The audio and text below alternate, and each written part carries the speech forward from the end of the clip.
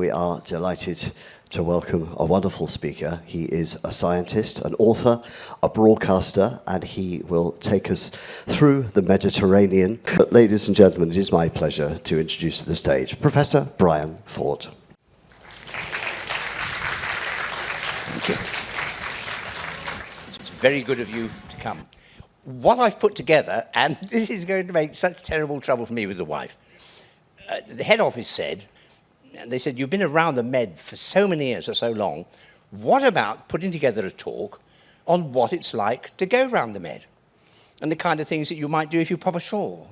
So I rooted out some old family videos and put some of them together, and we're going to go from port to port and give some little hints as to what life is actually like once you step ashore and you're not on tour. My wife is going to be saying, you put in that terrible shot, my lipstick's all wrong, my hair is in a terrible state, and I would have never worn that dress if I'd known you were going to take a film. So bear with me, and please sympathise with me if I'm beaten up afterwards. We've been going to the Med for more than 50 years. In those days, of course, planes were very different to how they are now. Many of them were propeller-driven planes. They flew at an altitude that wasn't much higher than the Alps. And so we were, in those days, of course, often invited up into the cockpit, which doesn't happen anymore. And it was quite pleasant to be able to go and see what was going on in the front of the plane. This is something that hasn't happened for decades. This is the view that the pilot gets of the Alps. And there, eventually, poking up on its own is Mont Blanc. And Mont Blanc is almost as high as the operating altitude of the aeroplane. No bins overhead, just an open shelf where you would lie down your coat. And that's the way that we used to come to the Med. There were very few tourists. The place wasn't deserted, but most of the people who were there were locals. And it's quite extraordinary to think that we could go and having a lunch overlooking Positano. We would sit with friends and take the family and the kids and just relax and enjoy ourselves and celebrate. Nowadays, of course, it's all so full of people, so crowded with visitors. And in those days, it was really quite peaceful. And it's funny to look back at these films. That young man there now runs a catamaran company near Saint-Tropez. The chap on the right, eldest son, is now retired, the pensioner. The little girl on the left was a journalist with the BBC for some years. And the little tiny child in the pushchair is now a very successful prescribing nurse and runs a very flourishing beautician's business. I have not had Botox from her yet, though she threatens to try it sometime. The whole thing of going to the Med was always such fun because we didn't go on tours, we did our own tours. We jumped on a local boat. We went on the local train. This is a train on Mallorca going up to Solier. It's one of the excursions that is offered. Very well worth doing. And it was just such fun to take the kids to a place where most people didn't go. I first went overseas from my home in England in 1954. And taking the kids, little Tim is no longer with us, and passed a few years ago, I'm afraid. But it was just wonderful to go to a place where other people didn't normally go and to experience other forms of life. And that, of course, is what you can do too. And we started, of course, in Trieste. Beautiful little place. The name Trieste is the old language, the old Venetian language, the Veneti language, meaning market. And then we went to Rijeka. That's what it was 100 years ago. And that's what it's like now. And of course, apart from going on tour, it's nice just to go ashore and wander and explore in the kind of places that the locals do. The local market in Croatia. And as you know, I love markets, so they are the first place that we head for. Alternatively, of course, just sit and have a coffee. By the way, no big tipping in Europe. But what you would normally do, just round up. So if the bill was €8.26, you just leave a €10 note. But the tip is regarded as just a little embellishment and nothing more. And from there, of course, we go to Malta. Beautiful looking place. And the cruise ships look quite intrusive alongside these diminutive little houses in their rows.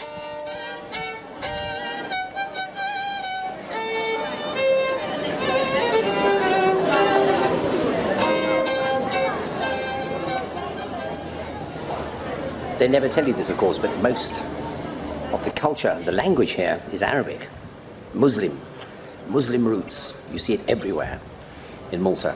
In fact, their language is so like Arabic that Arabs can come here and understand pretty well what they say. And the filigree silver is a fine Arabic tradition.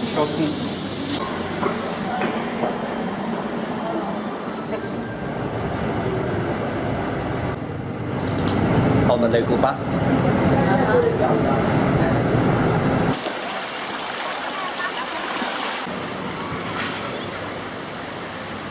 Lunch on the beach and a little swim.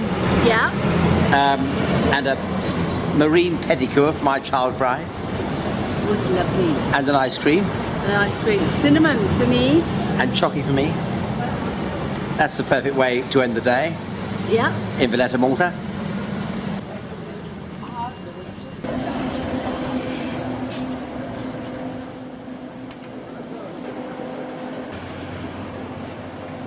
It's interesting that because the language is virtually a version of Arabic, and the names look very odd when written in our That's an interesting word. Western alphabet. Merhaba. Hello, welcome, greetings. The same word in Arabic is marhaba. Quite close. Malta was first inhabited way back in the Stone Age. It was invaded by the Phoenicians, and these beautiful little boats, they're called pikes, lutsu, pike, the fish. They're very traditional in Malta. I'm sure you're going to see those in the harbour. And then, of course, we go to Rome. Rome is one of the few great cities whose date of foundation we actually know. It is said to be the 21st of April, 753 BC. Of course, the two brothers, Romulus and Remus, I'm sure you know, were supposed to have been abandoned and were raised by a she-wolf, and they are the ones who gave us the position of modern Rome. Going into Rome is an extraordinary experience. It's almost like walking into a museum. Every corner that you turn brings you face to face with things that are a couple of thousand years old. It is a really amazing city. An unforgettable place to go and visit. Of course, this is the forum that we're looking at now, which reminds me very much of Pompeii.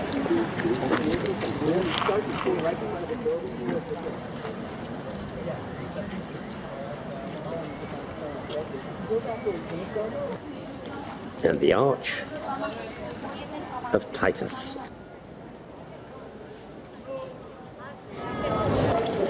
Well, we've had the most fantastic views from the Palatine, looking at the Colosseum and the Forum. Absolutely splendid. And now we're in the Colosseum, looking around anyway.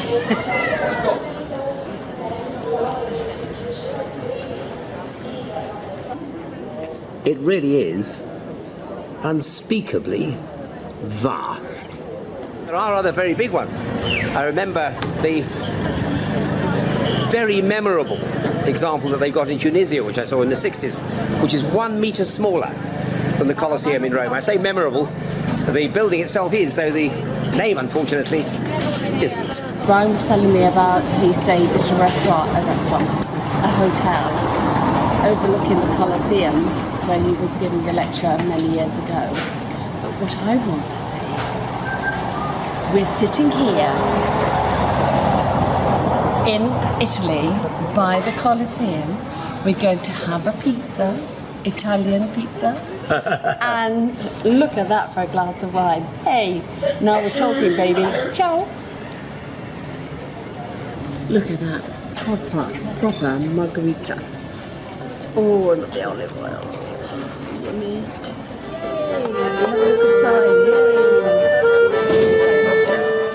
So it's a question of joining in with what the locals do and relaxing and being marinated in their local culture. And from there, of course, we go to Naples. Of course, what Naples is really famous for is the pizza.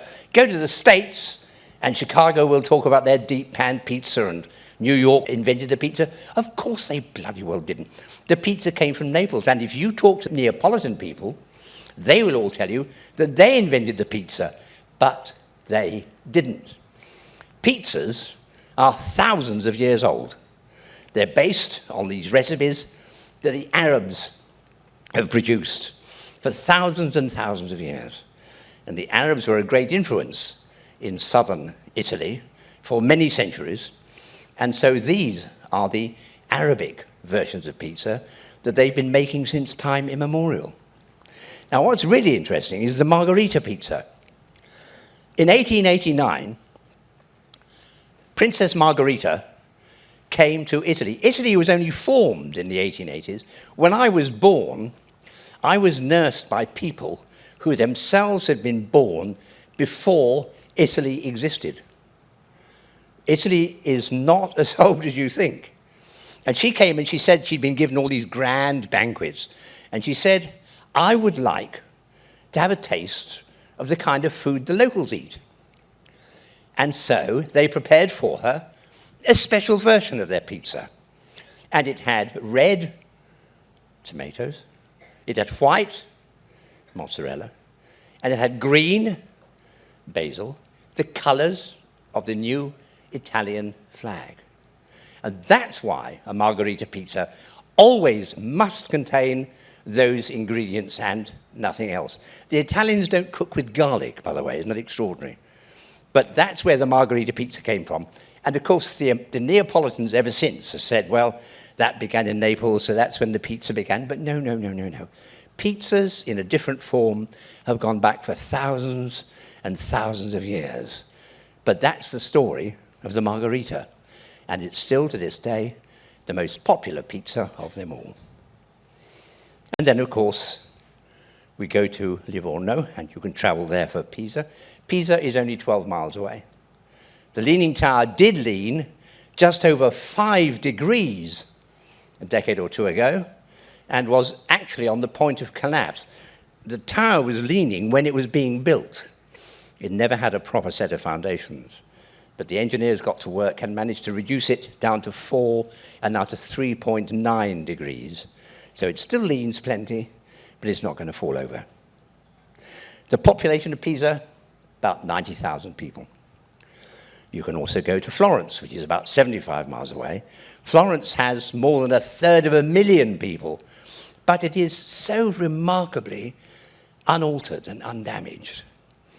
And of course, the most famous thing everybody wants to see is the great statue of David, carved from a block of marble in 1504 by Michelangelo. An absolutely exquisite thing. It's 17 feet tall, over 5 meters, and weighs 8.5 tons. Now, of course, we don't land at these places. They're inland. We land at Livorno, which itself is a pretty little place. And one of the most interesting areas of Livorno is Little Venice. It's a place where very few tourists ever trouble to go. Livorno was one of the centers of the great powerful banking family, the Medici. They ruled, they provided popes, they provided diplomats, they were bankers, but they were also murderers and blackmailers and kidnappers. They were a family, they were like the mafia. They were a family that ruled northern Italy. And indeed, the Medici almost had the aura of royalty. It's quite extraordinary, isn't it? This is King Henry II on the left, and Catherine Medici sitting in the throne. Between them, they had 10 children. What a woman she must have been. There is a great fort built by the Medici in Livorno. It's called the Fortezza Vecchia. They always say it means the old fort. No, it means the old woman fort, because it looks a little bit like an old woman with the head and the flowing skirt. And that was built by the Medici. So if you are going to go there, Why not go and explore? Little Venice, so called, in Livorno.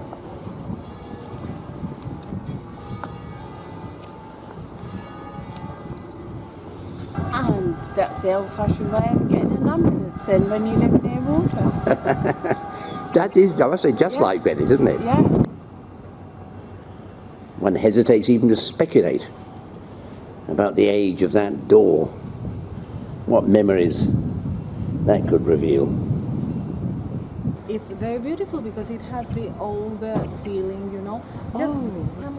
Okay. Yes. We came here because of the... Is it Medici. All those buildings built in the early 1600s. Hello. And what have you found? espresso with milk. Macchiatos. This is the most amazing place. It is has so much history. These people that built it, I won't try and say the name because I always get it wrong, but they were very, very powerful people. The Medici. The Medici. And they had this built, and it's like a small Venice, but it's been run down, and now it needs some help. But according to the lady that we spoke to, the mayor...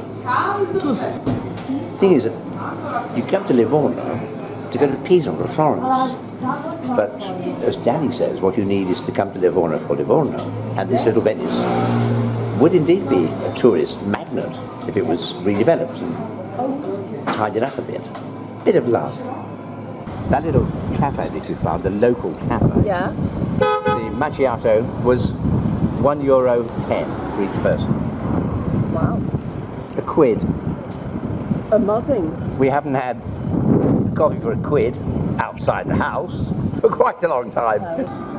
So this curious building is actually a church. To Santa Caterina. You'd never believe it, really, from the outside.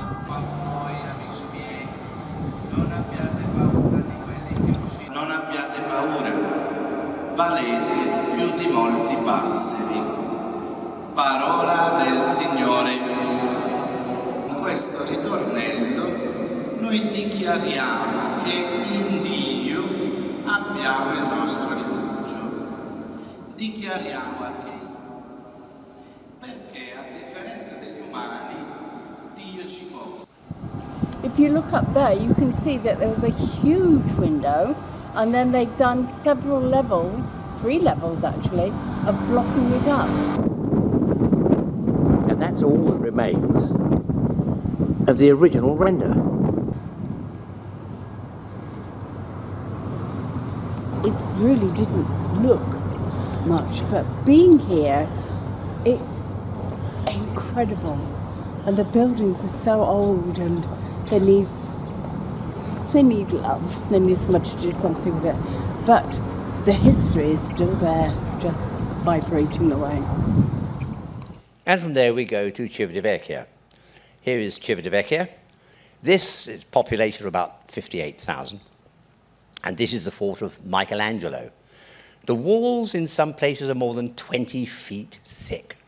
Isn't that extraordinary? It was built in the 1500s. Now, this is our setting off point for going to Rome. But hang on a second. If that's the case, why don't we just explore it instead? Civitavecchia is a place where you catch the train to go to Rome.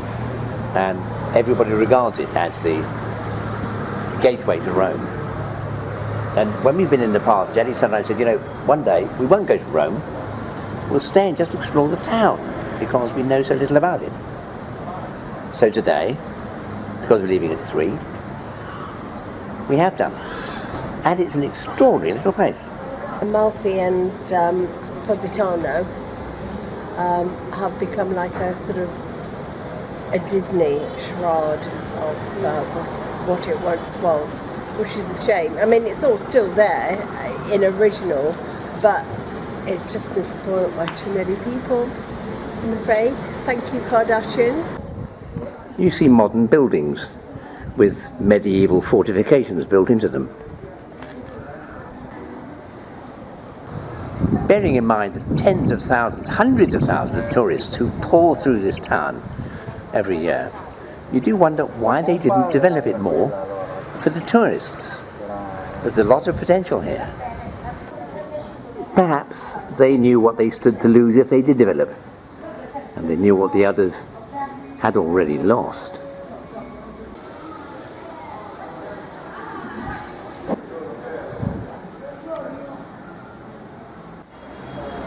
The London plane tree is a hybrid which became popular in Victorian England because it sheds its bark all the time. And so it would remain crisp and clean even in a smoggy, sooty atmosphere that otherwise would have turned the trees black. There's an avenue of them here, and they're in a pretty bad state actually. It must be because of the intense heat probably they've had here this year. But I hope it rains soon for them, the trees I mean. Time for nibbles and a glass of Peroni. What else? Perfecto. You bet. I got Brian to order for me, for us, a margarita. Just a margarita. And there she is. Isn't she gorgeous? Yes, she is. So, here we go. Can't complain about that. The cathedral that doesn't look much like a cathedral. And the beach doesn't look much like a beach. And of course we go on to a place that Jan and I have known for many years as Hell on Earth. In French that's translated into Saint-Tropez. You have no idea what a great itinerary you have chosen. It goes to so many really important and interesting places around the Med, and it does it in September. In July and August, you cannot move around the streets of Saint-Tropez. It is there are lines to get into every restaurant. The prices are incredibly high. It's too hot for survival. And people are nudging through the streets. You have no idea how horrible Saint-Tropez can be.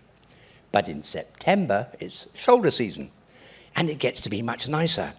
And you can also get a sense of the fact that this little town, population 4,500, was once a lovely little fishing village.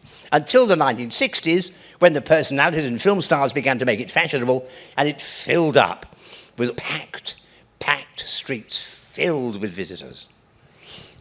You'll see in Saint-Tropez an awful lot of cabin cruisers, all these luxury boats. These luxury boats are quite cheap to make because they're made of plastic, and they have ordinary motors and they make them look really vivid. But it's a very high profit business. And what really disappoints us so much is that when you go there, there's never anybody on them. If we were to club together and buy ourselves a few, then we'd be off out, wouldn't we? We'd be going to neighbouring beaches and islands and fishing and sunbathing and swimming. No, they just sit there. They're investments. Just sitting there getting brittle in the sun. Saint-Tropez is an extraordinary place. But believe me, it is not a place you want to go to in August.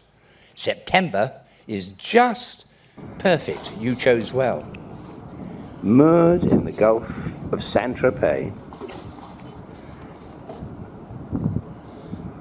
We were first moored here on the Little Goulette, 40 odd years ago. It's always so nice to recapture years and years of memories. Vintage vessel here in Saint-Tropez. About the same age as I am. My God, it does look old-fashioned. This one that comes from London, don't you know? And then you get all these, cheap but really expensive stuff that nobody sits on, nobody does anything with. And the plastic just gets more and more brittle as it stays here in the sun. Unloved. And the number of times we've sat there sipping a coffee of an idle morning. All of this sector has been newly developed, but they've insisted that the buildings are compatible with the old style, and it really works. But again, here we are in a historic quarter, heading up towards the citadel, and hardly a soul to be seen.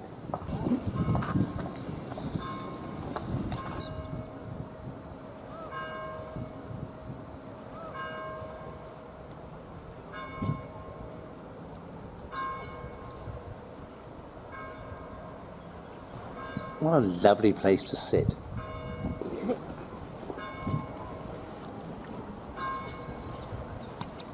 So the citadel was for years and years a deserted old ruin, but since 1995 they've been restoring it. There is an ancient engraving of the area, and there indeed is Saint-Tropez. They even have the ship out in the bay, though admittedly a somewhat earlier version. Interesting collection of traditional fisherman's gear.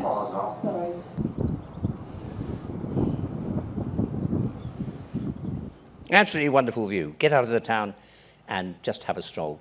And then we go and see Barcelona, which celebrates Christopher Columbus, the man who never set foot on North America, which had anyway been discovered 500 years earlier by the Vikings. That kidnapping, murderous thief, Christopher Columbus.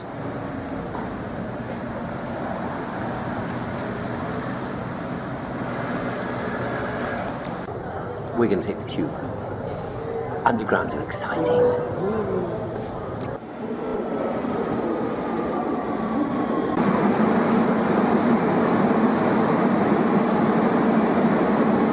The sign tells you exactly when the next train is coming.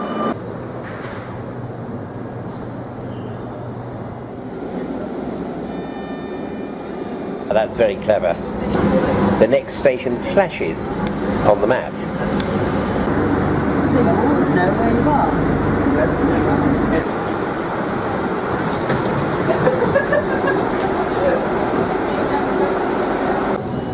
So you step out of the tube, and that's what you see. The Sacred Family, the Sagrada Familia. Balmy, isn't it? Utterly nuts. Balmy, but it's nice to be back to see her again. It's not the oldest, or the newest, or the biggest, or the best. But it's the craziest, by far, in the world. And this is becoming our regular restaurant, so we can sit here and look at the wonders that man is still producing. A view, if not to die for, at least to get slightly unwell for.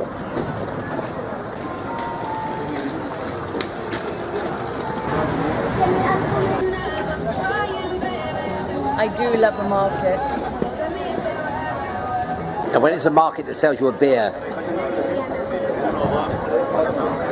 cool and refreshing for €1, then it's my kind of market too.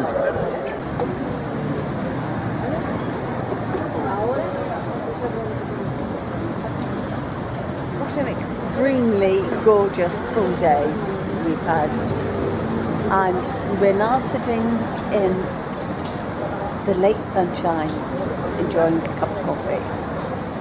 What more could one want? And so to probably the nicest island anywhere in the world, Mallorca. Odd choice. First went there 60 years ago. But it really is such a pretty place. And the cathedral is absolutely unique. Stands out like a landmark that you can see for miles and miles and miles. Palma, Mallorca. And that familiar, unmistakable cathedral outlined in the distance. Back in Palma on a beautiful, beautiful sunny October day.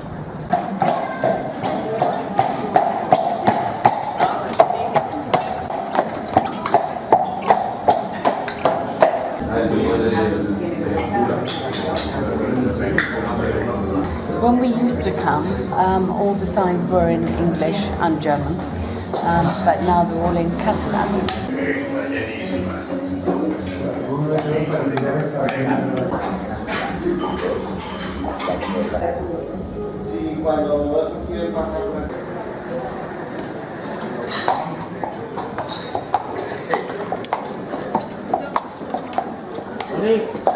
Stroll down the lanes, and in no time at all, you're in the peace and solitude of the National Museum, with not a tourist anywhere in sight.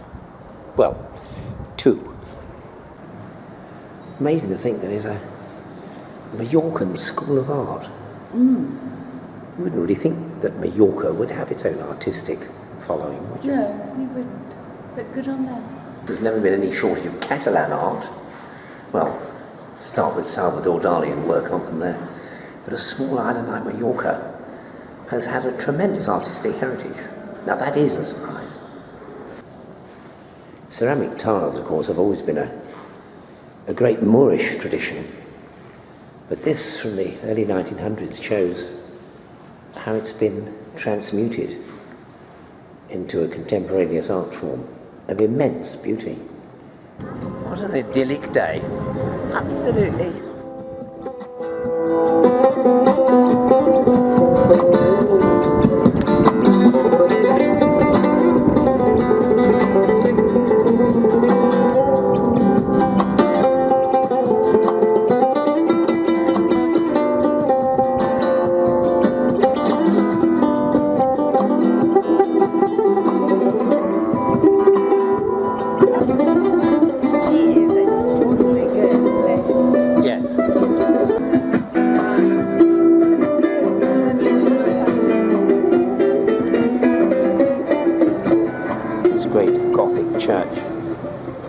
Huge building, these twisted columns and the radiating vaults are symbolic of palm trees.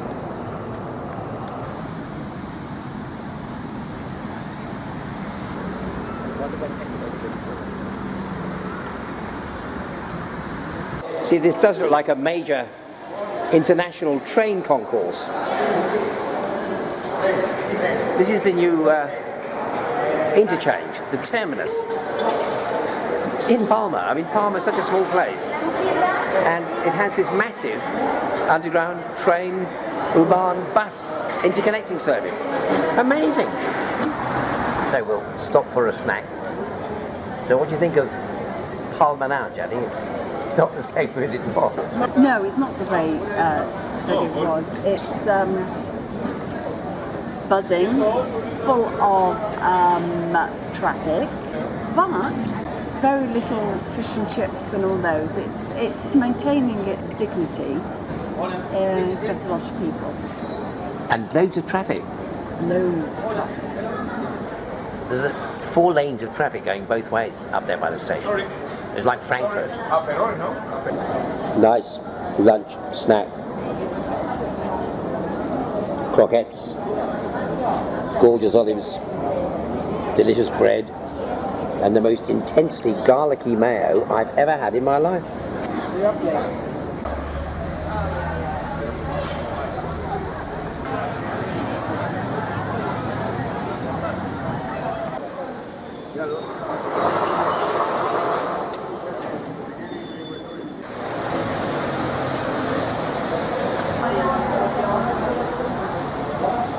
Fruits of platanus, the London plane tree, growing serenely and majestically here in Palma, in Mallorca.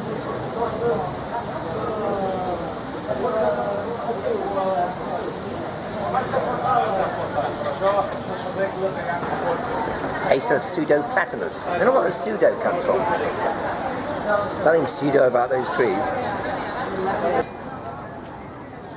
And what a magnificent cathedral that is on such a sunny evening. Yes, great place. In fact, there have been so many tourists that there have recently been massive protests with the Mallorcans saying we want Mallorca to come back to Mallorca. They had protests in Barcelona, they had protests in Venice. They've been pleading with people to come as tourists for so long. But I'm afraid, as that old Chinese saying said, be careful what you wish for, because it might come true. Port of call, one of the biggest harbours in the Med, Mahon, Menorca. Mahon, the capital of Menorca, is perched on top of mighty cliffs. Fortunately, they have recently installed a lift that takes you to the top. We were up there last time we visited, a month or so ago. Everyone learning the sad truth that today the lift doesn't work. Today of all days, it's not working. Oh, so dear. I guess it's upwards and onwards. While hiking up the hill, Yep. Come on then, we might as well do it. nearly at the top, Daddy. Yep. Yep. How's that for a hike? Very good. I don't feel sore. Well, funnily enough, nor do I. I'm sure we should. Lift or no lift, it doesn't stop us getting to the top of Mahon. Yes, even up to this level. It is quite a hike. Absolutely gorgeous, gorgeous view. And all dates from the 14th century. Not a tourist in sight. It's October.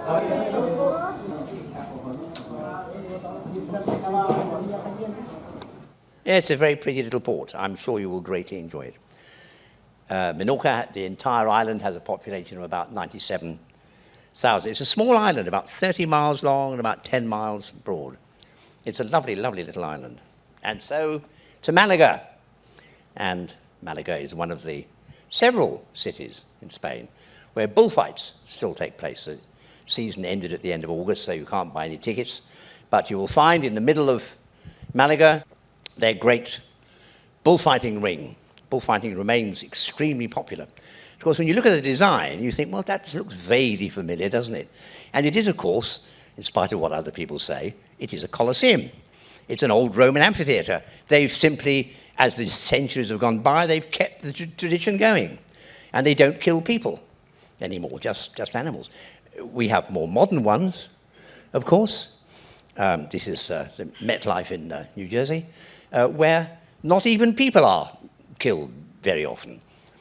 So just think to yourselves of right back from the Colosseum through today's bullfight rings and on to the modern sports stadiums, and you realize that we're actually all connected with the past. This is exciting.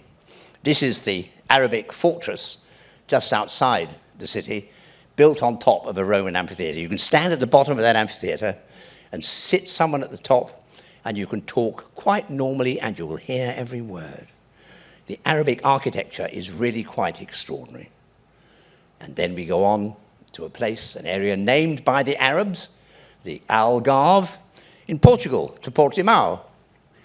Portimao is it's not a cultural historic centre.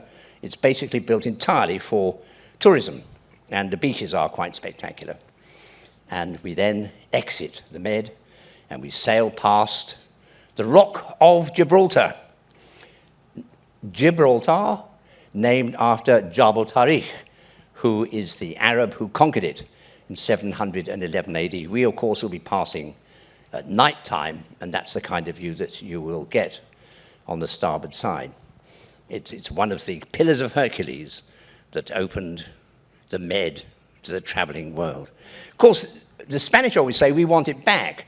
What they never tell you is that they've got Melilla and Ceuta, which are sort of Gibraltars of their own, on the North Moroccan coast, which the Spanish own in exactly the same way as the Brits own this. They never talk about giving those back, though, I notice. And then you will sail up, and the final port of call, the April the 25th bridge over the Rio Tagus, going into the lovely city of Lisbon. Built in 1966, and it was named originally after Prime Minister Salazar, the Salazar Bridge. But after he was overthrown, they didn't like him anyway, so they renamed it after the date on which he was deposed. You will then see these lovely historic buildings and think back to the fact that it's been repeatedly rebuilt.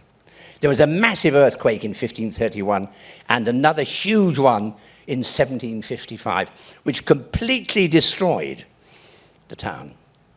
So it's all been rebuilt since the middle 1700s. We're parked up near the Alfama district, the old town, so it's handy to walk in.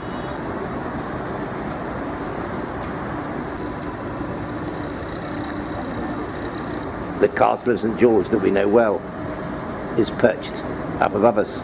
Just over the road and round the corner plunges you into the depths of Alfama, the old town, which is really an Arabic Medina.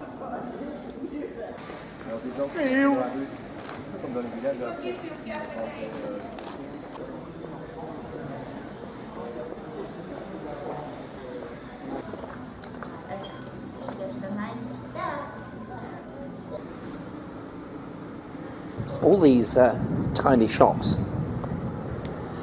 are just the same as they were in the time of Jesus. A little square stone cave, really.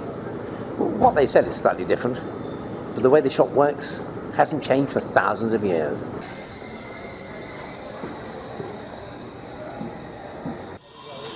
All built by the Moors,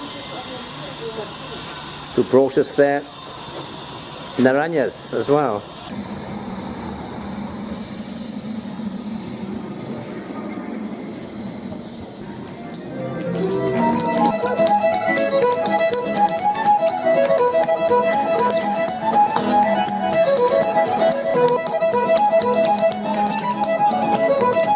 Very strange to be sitting in the middle of Lisbon waiting for their coffee and their traditional cake, listening to Irish music and hearing the tapping of Irish feet.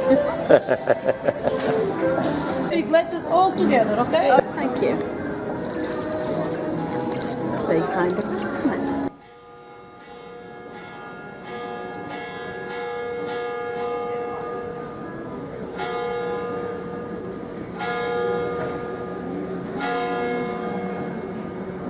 Just a little step.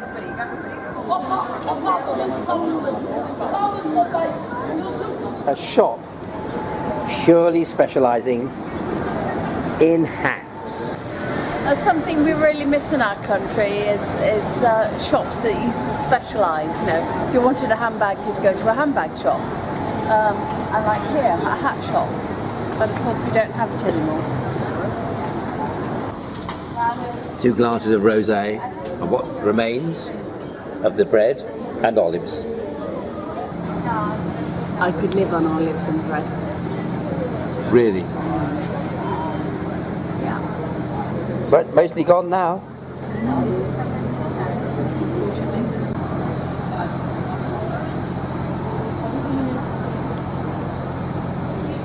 That's very good, Jan. Very good. That was very nice. Enjoyed that.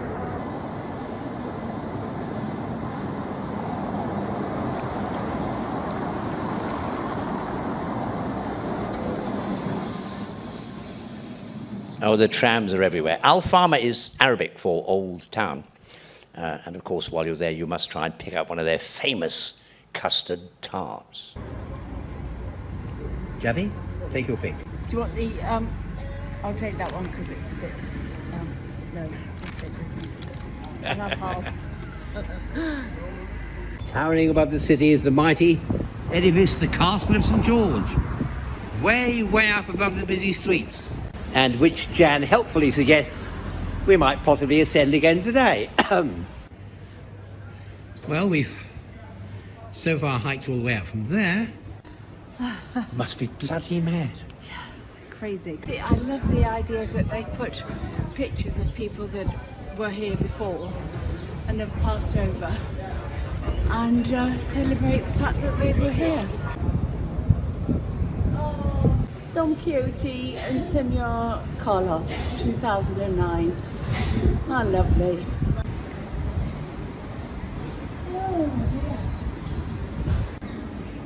Old ways of life still do go on. Well, already the town city, beg its pardon. Looks a long way down, 200 feet. Yes. Why would you go to the castle of St. George?